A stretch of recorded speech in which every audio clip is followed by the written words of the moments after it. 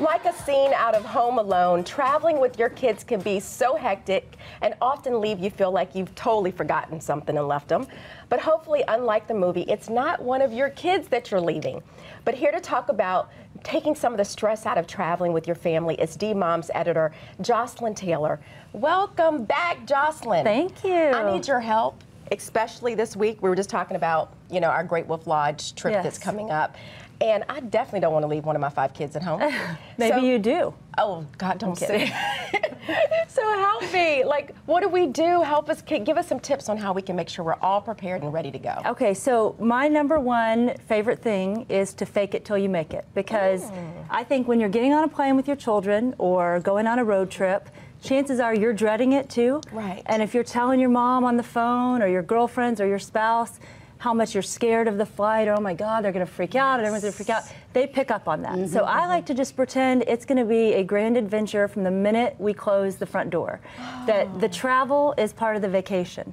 Beyond that, though, I think depending on your modes of transportation, there's some specific things you can do. So if you're flying, I think underpack. I mean, bring all of your children, but you don't need to bring all of the stuff. You don't need all of that stuff. So, it's like a Sherpa through the airport. So is there a list? Because I don't know. I mean, I struggle with the overpacking. So what is? I mean, should you put a list together to make sure you have everything? It's my biggest fear. I think a list is good. Is I'm going to get there and not have that one item that one of my kids needs. But you know what? There's stores.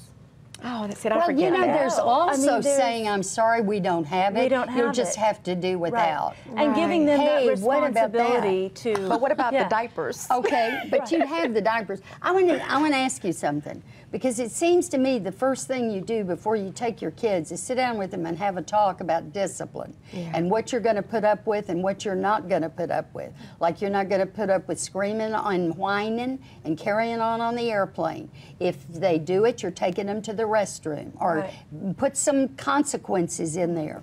So because so many times kids are unruly and there's no reason for that other than there's a lack of discipline. Well, and reminding them too that what a privilege. I mean, you know, we didn't fly around a lot as kids. It's a huge opportunity to get to do that, and how cool is it, and sort of to honor it, and you know, keeping them occupied and having expectations that they're going to behave, and usually they'll go live up to what you expect. They do. But I have my girls, you know, our rule of thumb, and my girls are a little older, is they have to carry their own stuff.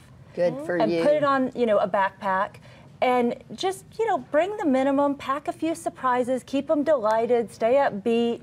If they have a favorite book series or favorite movie, bring the latest and surprise them midway through, give them some incentives, and, you know, let them know, like you said, that you expect them to behave like young ladies and young men, and they will. I also think, though, when you have babies, it's tricky on a plane, and so I am not above the idea of bribing the other passengers. And the coolest story I heard recently was there was a young couple with, you know, 2-month-old twins flying overseas.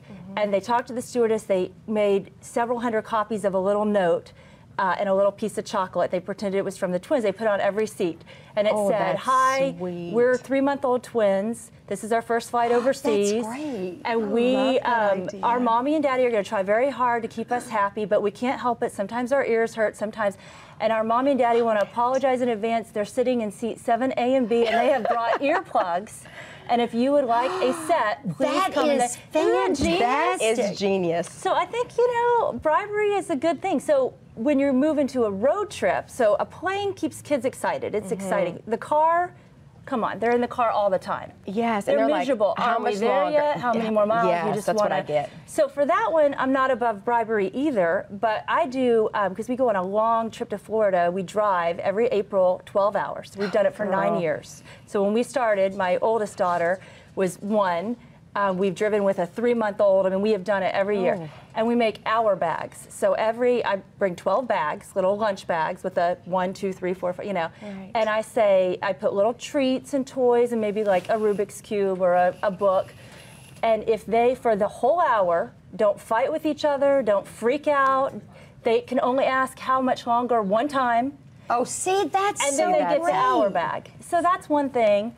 And then the other thing is music, like go audio, because DVD players, we all use them.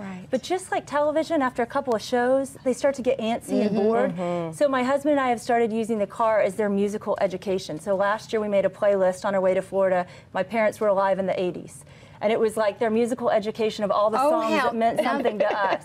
Or you could do every song ever recorded by Michael Jackson or Prince or the Beatles, and like give them a and talk. And you're educating them too, and also tell them stories about you in the '80s and things. And they love it. You no wonder you're the editor for D-Mom. I mean, Mike, are you? I mean, how did you learn all this from your mother?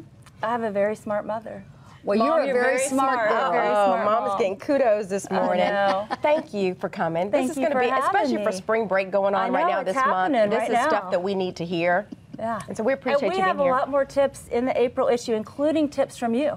Oh, that's right. You've given us your tips and what to pack, which are peanut M&Ms, friend. That's my thing. You cannot go wrong with taking peanut M&Ms on a trip. Yeah.